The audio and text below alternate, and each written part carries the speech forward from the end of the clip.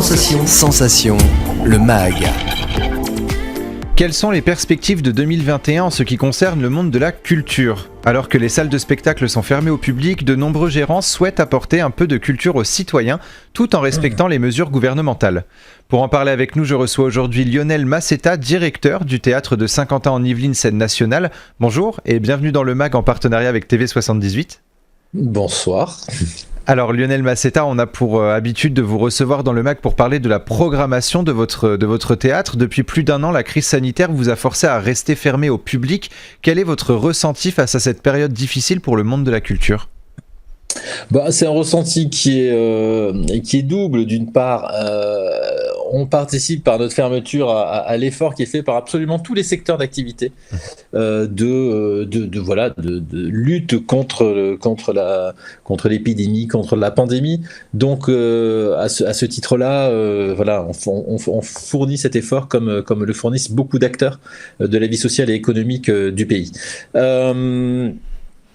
Bien entendu, il y a aussi de la frustration, je dirais pas de l'angoisse, c'est de la frustration, j'appellerais ça plutôt de l'impatience, puisque alors on est extrêmement actifs. Je pense qu'on aura l'occasion d'en parler lors de cet échange. On est très actifs, mais c'est vrai qu'il nous manque une dimension quand même importante pour lesquelles on fait ce métier, c'est de permettre la rencontre entre les publics les plus larges possibles, les plus variés, les plus divers possibles et les artistes. Et cette dimension-là, elle nous manque cruellement. D'autre part, si on continue à avoir une activité, que ce soit dans les murs ou à l'extérieur du théâtre avec les artistes, bien entendu, on en accueille beaucoup moins que l'on aurait dû en accueillir et en soutenir tout au long de l'année. Donc, d'une certaine façon, on ne fait qu'une partie de notre travail. Donc, il y a ces deux choses qui se mélangent. Et puis, je pense que l'incertitude, génère parfois mais comme pour tout le monde en fait. J'ai vraiment pas envie que l'on soit de nous considérer comme à part. Puisque nous ne sommes pas à part, on fait partie d'habitude de la vie sociale et culturelle du pays. Et bien là, dans cette situation, on fait aussi partie de ceux qui fournissent l'effort. Voilà, c'est ainsi. C'est triste parce que c'est triste pour ce secteur et parce qu'on voit aussi toute une misère qui n'est pas uniquement une misère matérielle, mais aussi une crainte, une misère psychologique s'installer chez les artistes, et pas que chez les artistes, dans les équipes également. Mais je dois dire aussi une chose qui, pour le coup, est rassurante, c'est que nos différents partenaires, que ce soit l'agglomération de Saint-Quentin, département, l'État, la région, sont toujours derrière nous. Et ça, c'est quand même une chose extrêmement importante qu'il faut souligner. On sent bien qu'on est en France. Et qu'on est quand même dans un pays, et ça il faut le reconnaître, malgré tout ce qu'on pourrait reprocher. Effectivement, on peut se plaindre de beaucoup de choses, on peut avoir un certain nombre d'inquiétudes, mais on est soutenu. On est soutenu. Et alors justement, vous avez décidé, malgré la crise sanitaire, de rester actif au sein du théâtre de Saint-Quentin en Yvelines. Depuis le 1er novembre 2020, vous avez mis en place plusieurs activités culturelles pour permettre à la culture de perdurer. On va revenir sur certaines d'entre elles. Il y a 2 ans, vous avez mis en place le projet 10 mois d'école et d'opéra. En quoi consiste ce projet ? C'est un projet qui en scène n'est pas très différent. C'est le partenaire qui est un peu différent, puisque le partenaire c'est l'Opéra de Paris, mais pas très très très différent des projets d'éducation artistique que l'on met en place.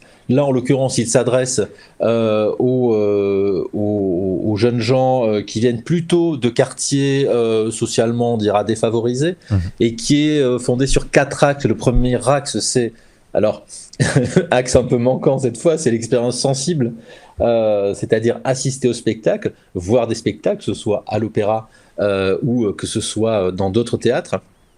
en fonction des territoires. C'est la visite des infrastructures, donc il y a une dimension architecturale.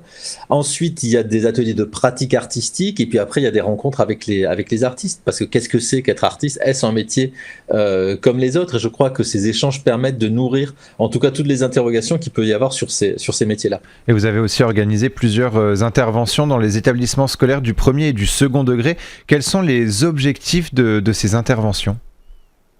C'est-à-dire qu'on n'a pas arrêté en fait d'intervenir dans les écoles et les collèges et les lycées du département des Yvelines de différentes façons. Soit on avait des projets qui étaient liés à des spectacles que l'on devait accueillir. Les artistes ont pu, quand ça avait encore du sens, ont pu continuer à intervenir dans les écoles, dans les collèges, dans les lycées, mener des ateliers dans des conditions et en respectant des protocoles sanitaires extrêmement stricts et en revisitant un peu les actions et ce qu'ils devaient mettre en place. On organise beaucoup de spectacles décentralisés. Certains étaient ce qu'on appelle décentralisés, c'est-à-dire ce sont en général des petites formes, techniquement parlant, qui peuvent se déplacer dans des lieux qui ne sont pas équipés comme des théâtres. Mais il y a aussi des artistes qui devaient jouer sur scène, à qui on a demandé une adaptation, et ça c'est pas simple du tout, une adaptation de leur forme pour qu'elle puisse être jouée dans des conditions techniques quand même beaucoup plus légère. Et on se rend compte à quel point il est important, parce que combien de fois on a le sentiment, parce que les enfants, les élèves ne sortent plus au théâtre, ou très peu, on en parlera peut-être tout à l'heure aussi, mais on a l'impression parfois que les artistes sont des sauveurs, et tout d'un coup qu'ils ouvrent un imaginaire qui s'était refermé.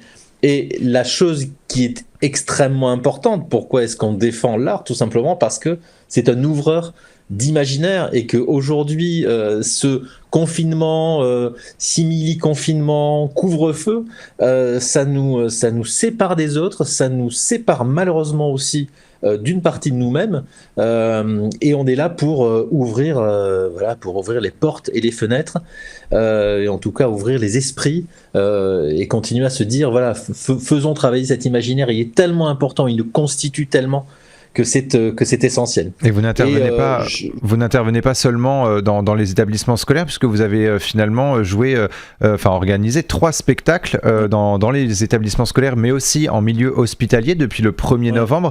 Pourquoi avoir choisi d'amener la culture également dans les centres hospitaliers ?